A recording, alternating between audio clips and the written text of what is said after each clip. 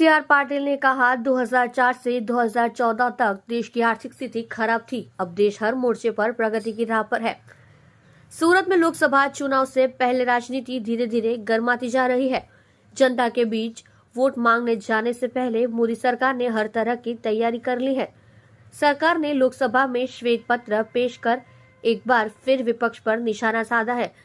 वित्त मंत्री निर्मला सीतारमण ने पेश किया क्षेत्र पत्र। 2004 से 2014 तक यूपीए शासनकाल के दौरान देश की स्थिति निराशाजनक थी। श्वेत पत्र देश में बैंकों की स्थिति पर विस्तार से बताता है। जिस तरह से देश कर्ज के बोझ तले दबा हुआ था, जीडीपी भी कम हो गई थी और साथ ही लोगों की आमदनी भी कम हो रही थी। दिशाहीन यूपीए सरकार के शासन के कारण देश में आर्थिक संकट की स्थिति उत्पन्न हो गई। एनडीए सरकार ने धीरे धीरे देश को ऐसी स्थिति बाहर से निकाला है। देश के सर्वांगीण विकास के लिए किया गया काम। प्रदेश अध्यक्ष सीआर पाटिल ने कहा कि जब से मोदी सरकार सत्ता में आई है, यूपीए सरकार ने बहुत ही कड़े फैसले लेकर देश की स्थिति को संभाला और देश में एक नई उम्मीद जगी। देश जहां आर्थिक मोर्चे पर बिछड़ रहा था, वही अब लगातार आगे बढ़ रहा है। देश में बैंकों की हालत में सुधार हुआ है। कोरोना काल जैसी विपरीत परिस्थिति में भी देश मजबूती से खड़ा रहा और तब से देश लगातार सभी मोर्चों पर आगे बढ़ा है।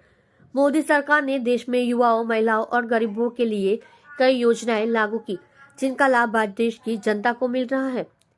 मोदी सरकार के शासन में दुनिया की तीसरी अर्थव्यवस्था बनने का सपना भी अब साकार होगा। लोगों को मोदी की गारंटी पर भरोसा। सूरत की सांसद रचना जरदोश ने कहा कि मोदी सरकार ने जो गारंटी दी थी, आज सरकार उस पर खरी उतरी है। न केवल गुजरात बल्कि पूरे देश के लोगों का प्रधानमंत्री नरेंद्र मोदी पर अटूट विश्वास है। रेलवे और कपड़ा क्षेत्र में उन्होंने कई लाभकारी उद्योगों का कायम रखने की योजना की घोषणा की है, लेकिन राम मंदिर निर्माण की गारंटी धारा 370 हटाने की गारंटी देकर उन्होंने अपने से किए गए वायदे पूरे किए हैं। चाहे रेलवे कॉरिडोर की बात हो, चाहे नए देश में अलग अलग हाईवे बनाने की बात हो, मोदी सरकार सभी क्षेत्रों में तेजी से काम कर रही है। यूपीए सरकार के 2004 से 2014 तक के उनके शासन के अंदर जो स्थिति थी आर्थिक व्यवस्था, उसके बारे में हमारे आदरणीय फाइनेंस मिनिस्टर श्री निर्मला सीतारमण जी ने एक श्वेत पत्र का लोकसभा में रजू किया था। उसके अंदर 10 साल के अंदर जो आर्थिक व्यवस्था कमजोर हुई थी, तो रुपये का भाव कम हो गया था, बैंकिंग सेक्टर और संकट में आ गया था।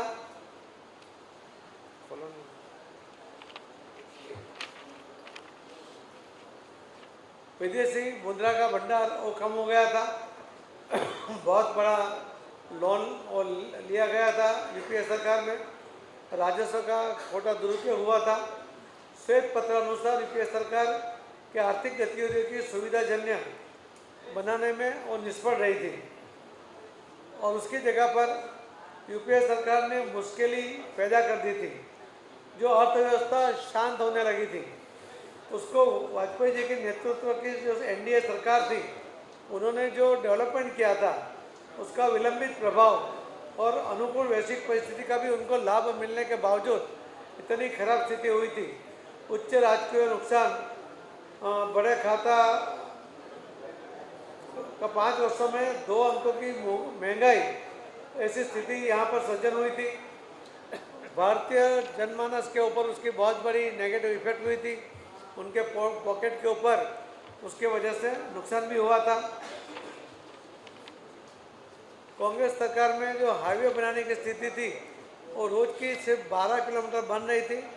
मोदी सरकार के समय में 28.3 किलोमीटर प्रतिदिन बनाना शुरू हुआ है और अभी तक 2014 में मोदी साहब ने जवाबदारी संभाली। 2015 से 2023 दिसंबर तक 54.9 हजार किलोमीटर ये रोड हाईवे का निर्माण यहाँ हुआ है। जो मेडिकल कॉलेज की संख्या 51,348 थी, वो अभी डबल हो गई है। 2014 तक मेडिकल कॉलेजों की संख्या 387 थी और 706 हो गई थी। सीट तो बढ़ी, मेडिकल कॉलेज भी बढ़ी। कांग्रेस सरकार दरमियान ग्रामीण विस्तारों में बिजली की जो सुविधा थी, जो लाइट की सुविधा थी, वो सिर्फ 12 घंटे थी। अभी मोदी साहब के समय में 20 घंटा गांव में, ग्रामीण विस्तार में भी ये पावर दिया जा रहा है।